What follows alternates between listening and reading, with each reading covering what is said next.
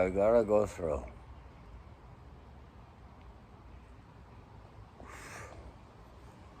Jesus, what an awful waste of time that was. I thought I had something going on.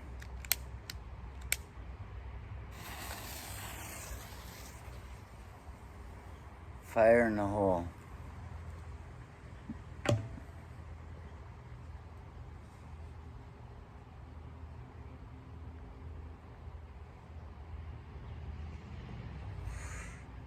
Fourth of July, 2020. Hindsight is always 2020. Looking back, it's still a bit fuzzy. We're in the time of dreaming right now. This is interesting. The Mardu Aborigines out of Australia. You know, they love to throw Aborigines around because that way you can just call everybody the same damn thing. But the Mardu, you know, they were different than any other group. All the other groups, every one of them's their own thing, right? This is how they got by until we showed up. Isn't that funny? It's not like anybody was doing bad at all. And we come up and we're like, look at you, you stupid fucker. And they're like, what are you talking about? I made it this far. Now they gotta fucking have a nickel-plated belt with the longhorns on it, because that way they look like they're, you know, real people. These people have been just fine.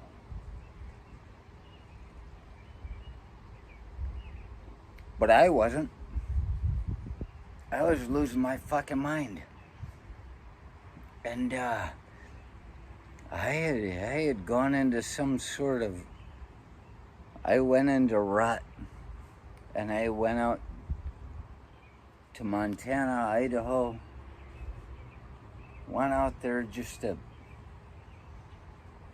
go see a fucking wedding. But I was in rut the whole time, and I was just like, but I would not take something I did not want to be with. So I was in rut like a celibate.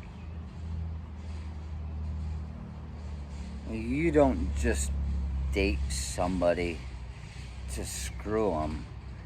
You date somebody to screw them, you've got a bad relationship.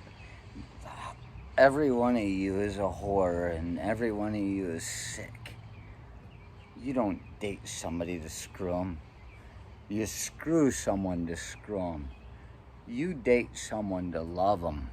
And that's not even say, oh, honest baby, I love you and all that. It's not anything like that. Doesn't even cross my mind.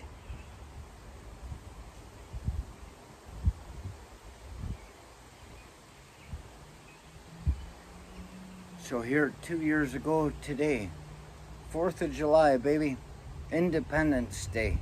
We like calling it the 4th of July because when you use the word independence, you start to question from what? They don't want us to ask what we're independent of. So we just call it the 4th of July. And this is the night.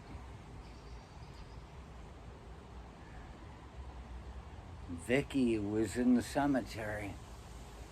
This is my memory. She was in the cemetery, and I watched her walking up in there, and she just looked so strong and powerful.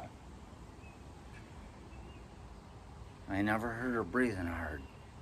She was just going up onto the hills where nothing will ever burn. You know, up there. She was climbing the hill on the cemetery, and we went up there, and I said, yeah, she can walk. this is somebody that I can go forward with. And it wasn't, let's not act like it was just down to that. I was already smitten. I was Twitter-pated. I had my antlers in the trees, and I was just screaming forward, no stopping.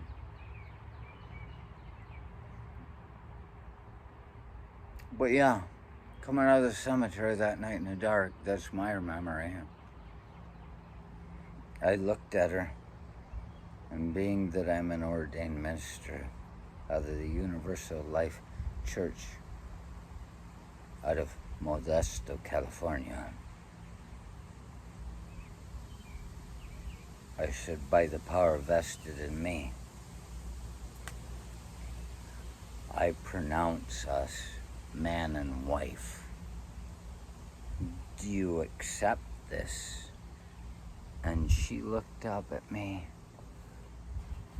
with a look that was just total admiration. I've only done one other wedding, and it didn't come any close to this. And I realized that's the most beautiful I do that I ever saw. And she kissed, and we held tight, and I can't imagine any other. You can ask your wife, every one of you. I don't have to say every one of you because we're all the same person, but ask your wife, did our wedding kiss look that special? 2 years, 4th of July, afternoon delight.